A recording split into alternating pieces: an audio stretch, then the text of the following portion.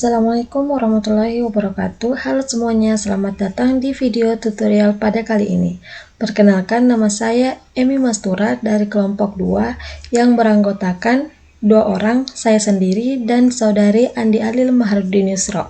Pada kesempatan kali ini, saya akan membahas tentang OMIM dan bagaimana cara menggunakan situs OMIM. Untuk mengakses situs OMIM, pertama-tama kita buka dulu Google Chrome-nya di sini ya. Kemudian kita ketikkan kata OMIM di kotak pencarian ini. Nah, kita pilih yang paling atas ya, OMIM Home.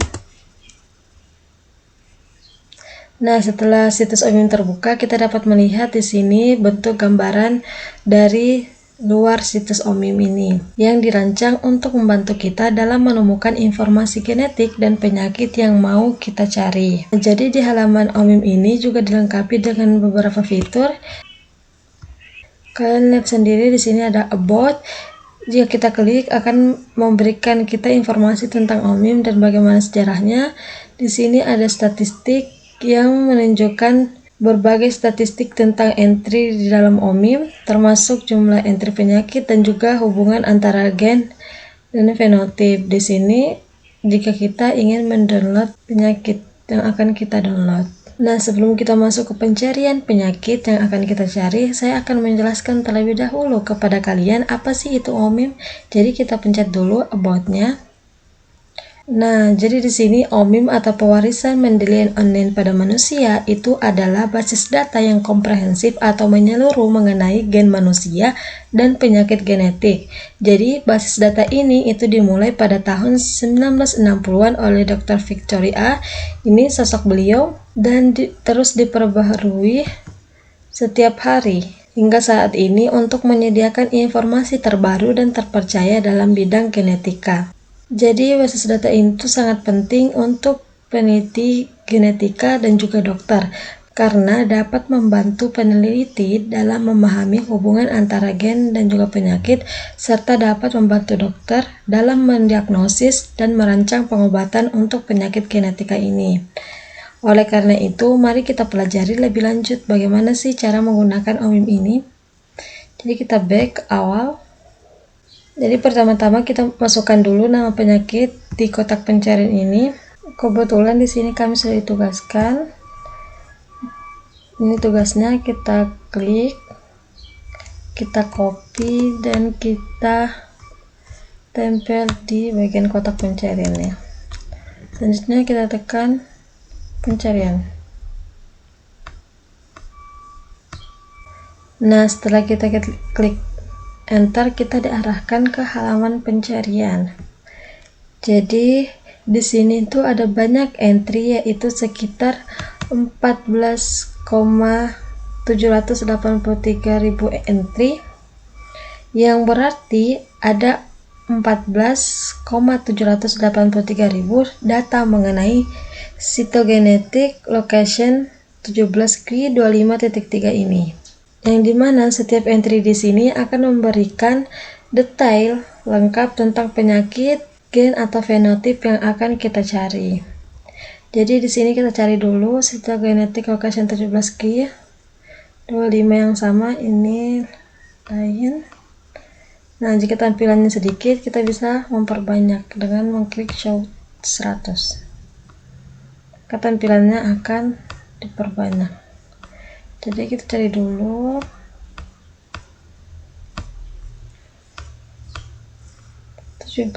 key. Nah, di sini sudah sama ya. Walaupun genom koordinatnya itu tidak sama, tetapi di sini sudah mendekati. Jadi di sini ada aktin gamma, ACTG1, yang dimana di sini juga ada segitiga ungu, yang dimana segitiga ungu ini menunjukkan hubungan gen dan juga fenotip. Kita klik. Nah, di sini lebih sedikit hubungannya, tergantung apa yang akan kita cari. Di sini ada location-nya 17q25.3, ada fenotipnya, Barreitzer, ada Deafness, dan nomor MIM-nya. Jadi nomor MIM-nya ini sudah disediakan oleh situs OMIM ini. IntelliText-nya ada phenotype mapping key-nya. Nah, di sini jika kalian perhatikan, di sini ada tanda bintang dan juga tanda pagar. Nah, jadi entry yang menggunakan simbol bintang menunjukkan bahwa ini adalah entry gen, sedangkan entry menggunakan simbol pagar menunjukkan kalau ini adalah entry phenotypic. Jadi inilah cara cepat untuk membedakan antara entry gen dan juga entry phenotypic. Langsung saja kita klik Actin Gamma ini. Nah, di sini sudah lengkap ya. Di sini ada daftar isinya, judul, hubungan genotip fenotip, ada teksnya, dilengkapi dengan keterangan, cloning ekspresi, fungsi gen, fungsi dan lainnya. Ada model hewannya juga, ada varian alilnya, referensi, kontributor, tanggal pembuatannya, dan edit. Riwayat sudah sangat lengkap. Jadi di sini ada simbol bintang dan juga deskripsi gen, yang dimana nomornya ini adalah nomor katalog OMIM, yang dimana nomor ini itu digunakan untuk mengidentifikasi secara spesifik entry tersebut. Di sini ada Actin Gamma, ada judul alternatifnya Actin Gamma, simbolnya ACTG ini. Jadi simbol gen disetujui oleh HGNC adalah ACTG1, yang dimana HGNC ini adalah komit yang bertanggung jawab untuk memberikan nama dan simbol resmi pada manusia, yang dimana ACTG1 ini untuk mengkodekan protein aktin gamma 1. Sini ada hubungan genotipnya. Di sini ada sedikit ya, tergantung dari apa yang akan kita cari. Di sini lokasinya, fenotipnya ada sindrom Breitzer, ada ketulian dengan autosomal dominan 20/26, ada nomor MIM-nya. Jadi dia sudah diberikan oleh website ini nomor-nomor MIM fenotip. Di warisannya ada kunci pemetaan genotip. Di sini ada deskripsinya. Aktin adalah keluarga protein skeletal yang mempunyai kemampuan sel untuk membelah, bergerak dan melakukan endositosis. Selanjutnya kita scroll, di sini ada cloning ekspresinya. Jadi dengan menggunakan cDNA beta aktin ayam sebagai prop menurut Gunning DKK pada tahun 1983. Mereka mencatat bahwa metionina N-terminal itu dihilangkan pasca translasi dari beta aktin. Dan juga ekspresi gamma meningkat selama diferensiasi makrofag dalam sel neuroblastoma. Selanjutnya kita masuk ke fungsi gen. Di sini ada menurut Loisel menggunakan komponen murni dari aktin kitoskeleton secara in vitro. Di sini ada juga penjelasan bahwa protein sitoskeletal mamalia beta dan juga gamma aktin itu sangat homolog. Jadi gamma aktin ini ditranslasi lebih lambat daripada beta aktin. Fiturnya ada struktur kristal, yang dimana struktur kristal pada resolusi 1,4 angstrom dapat dimodifikasi untuk memblokir polimerisasi. Itu menurut Otterbein pada 2001. Struktur gennya, Erba dan juga kawan-kawan pada tahun 1988 menetapkan bahwa gen ACTG1 itu mengandung 6 ekson dan 5 situs pengikat SP1, yang dimana ACTB itu dan juga ACTG1 muncul melalui duplikasi leluhur yang sama. Pemetaannya menunjukkan bahwa gen gamma aktin manusia terletak pada kromosom 17 melalui analisis DNA. Itu menurut Erba 1988. Kita masuk ke genetika molekuler, yang dimana menurut Zhu pada tahun 2003 itu mengidentifikasikan 4 keluarga yang memisahkan gangguan pendengaran disebut dengan DFNA20 atau DFNA26. Dan juga Zhu ini mencatat bahwa mutasi yang diketahui itu menyebabkan ketulian sindromik atau non-sindromik. Selanjutnya, model hewan. Jadi hewan yang digunakan untuk mempelajari peran ACTG1 itu adalah tikus ya. Selanjutnya, di sini ada varian alelnya, ada 14 contoh. Kalian bisa lihat. Selanjutnya di sini ada referensinya, lumayan banyak. Ada kontributornya, ada Hamos, diperbarui pada tanggal 18 bulan 4 2012. Di sini ada tanggal pembuatannya, tanggal 4 bulan 6 1986, dan diperbarui pada tanggal 1 bulan 3 2018. Seperti itu. Dan di sini juga dilengkapi dengan tautan eksternal jika kita melihat genom, DNA, protein, informasi gen, variasinya banyak. Nah, tadi di sini kita lihat ada grafik PenGen. Kita klik, di sini ada dua ya, ada linear dan radial. Kita klik dulu yang linear, kita lihat grafiknya. Nah, gen grafik ini itu untuk melihat gen ataupun fenotip itu berdasarkan mappingnya ya. Jadi ini adalah presentasi dari hubungan fenotip atau gen yang terkait dengan gen aktin tadi. Jadi di sini ada berbagai warna, ada warna hijau, ungu, ada biru muda. Jadi warna ungu ini melambangkan bahwa ini adalah fenotip, kalau warna hijau melambangkan kalau ini gen, dan biru muda melambangkan bahwa ini adalah seri fenotip. Jadi kita bisa menampilkan seberapa banyak yang kita mau. Misalnya ingin menampilkan 4 saja, berarti kita hilangkan ini aja. Nah, dia akan hilang. Jika kita ingin menampilkan 3 saja, kita pencet ini. Nah, dia akan tambah sedikit, tergantung apa yang ingin kita lihat, seberapa banyak yang ingin kita lihat. Kita lihat tampilan radialnya. Nah, sebenarnya dia sama saja, tetapi yang membedakan itu cuma pemetaannya. Jadi sebenarnya sama saja, yang untuk radial juga seperti ini. Jadi gen grafik ini itu hanya memperlihatkan pemetaan dari hubungan penyakit dari aktin tadi, aktin gamma, dengan penyakit yang lebih baik. Oke, kita kembali tadi. Oke, selanjutnya setelah grafik PenGen, kita akan melihat lokasinya ya. Di sini kita klik saja. Nah, di sini akan lebih rinci. Ada sekitar 1069 pada kromosom 17. Itu entry-nya ya. Di sini lokusnya, di sini ada nama gennya, di sini ada nomor MIM-nya, ada fenotipnya, ada nomor MIM fenotip. Jadi keterangannya itu tergantung pada data yang ingin kita cari. Di sini jika kita ingin melihat simbol mouse-nya, kita klik saja. Nah, di sini nanti akan menyambung ke MGI. Lihat di ujung kiri ini. Kita cari tahu dulu apa sih MGI ini.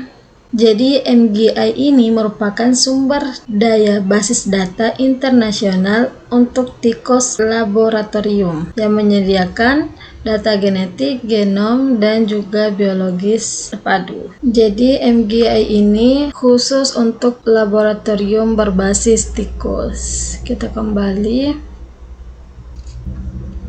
Nah, di sini ada beberapa macam dari aktin gamma, ada pertandingan strain, ada homologi, ada penyakit manusia, ada mutasi alel dan juga fenotip. Di sini ada ringkasannya. Dan masih banyak lagi, gambarannya seperti ini ya. Dan juga dilengkapi dengan referensi. Jadi untuk memudahkan peneliti.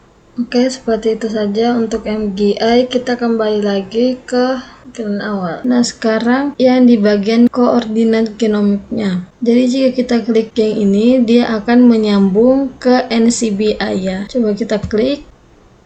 Nah, dia akan menyambung ke area sini. Di sini omem alelnya bisa kalian lihat, omem gennya. Nah, kalian juga bisa melihat encode-nya di sini. Di sini akan terjadi penyelarasan dari hewan-hewan uji lainnya. Di sini ada mouse, dog, elephant, chicken, tropicalis, dan juga ada zebra. Jadi di sini kalian bisa melihat pemetaannya bagaimana dan seperti apa. Nah, setelah itu scroll ke bawah. Nah, di sini adalah gen yang bisa lebih detail untuk pemetaannya ya. Di sini sudah lengkap, ada mRNA juga, ada RNA. Ini bisa kita pakai berdasarkan apa yang ingin kita teliti, apa yang ingin kita cari atau kita lihat. Di sini sudah lengkap ya. pemetaannya. Oke. Kemudian kita kembali lagi ke sini ya. Nah, sekarang kita klik lokasi cytogenetiknya. Nah, dia akan kembali ke mode awal lagi ya. Jadi di sini penggambaran dari ACTG1, tadi kita ada di aktin gamma. Jadi seperti itu saja penjelasan dari OMIM. Kita back, kita lanjut ke tugas kedua. Kita back ke mode awal. Oke, kita kembali lagi ke beranda OMIM untuk menyelesaikan tugas yang kedua. Tugas kedua yang ini kita copy dulu. Kita tempel di kotak pencariannya. Nah, kita cari pencarian. Nah, di sini kita lihat yang sama ya. Jadi, sepertinya ini yang sama, RNF213. Di sini juga ada gen map table-nya, juga ada clinical synopsis-nya. Jadi, kita ingin melihat gen map table-nya, tinggal kita klik saja ya. Nah, di sini lebih ringkas lagi ya, tergantung apa yang ingin kita lihat. Ini tabelnya. Jadi di sini seperti yang tadi ada lokasinya, ada gen lokusnya, ada nama gen lokus, ada nomor MIM-nya, ada fenotipnya, bermacam-macam ya. Di sini juga ada fenotip dari nomor MIM-nya. Jadi di sini tambah ringkas ya. Jadi kita kembali lagi untuk melihat sinopsis klinisnya. Seperti apa? Nah, di sini ada sinopsis klinisnya. Jenis apa yang akan kita cari penyakitnya.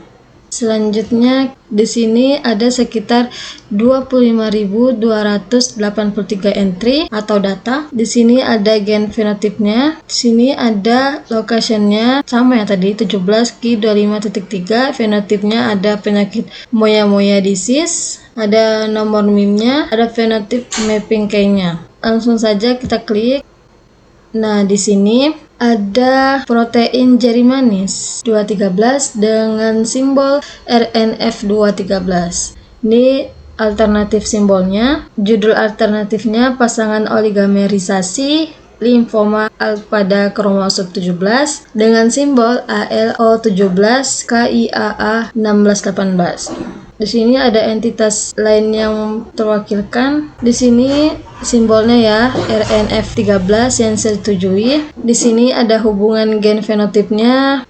Nah, deskripsinya di sini mengkodekan protein yang memiliki aktivitas ubiquitin ligase dan aktivitas ATPase. Menurut Liu pada tahun 2011, cloning dan ekspresinya diperoleh dari cDNA otak janin pada tahun 2000 oleh Nagase. Protein yang disimpulkan mengandung 1415 asam amino. Jadi ini juga RT-PCR ELISA mendeteksi ekspresi RNF213 ada di semua jaringan dewasa dan janin serta ada di otak dewasa kecuali di otot rangka. Selanjutnya, menurut Kamada 2011, RNF213 ini dengan panjang penuh mengandung 5.256 asam amino dan mengandung domain jari ring, yang dimana menunjukkan fungsi ligase ubiquitin E3. Baiklah, terima kasih telah menyaksikan video ini. Semoga informasi yang saya sampaikan itu dapat bermanfaat dan juga dapat menambah wawasan Anda. Sekian video OMIM dari saya. Wassalamualaikum warahmatullahi wabarakatuh. Next video.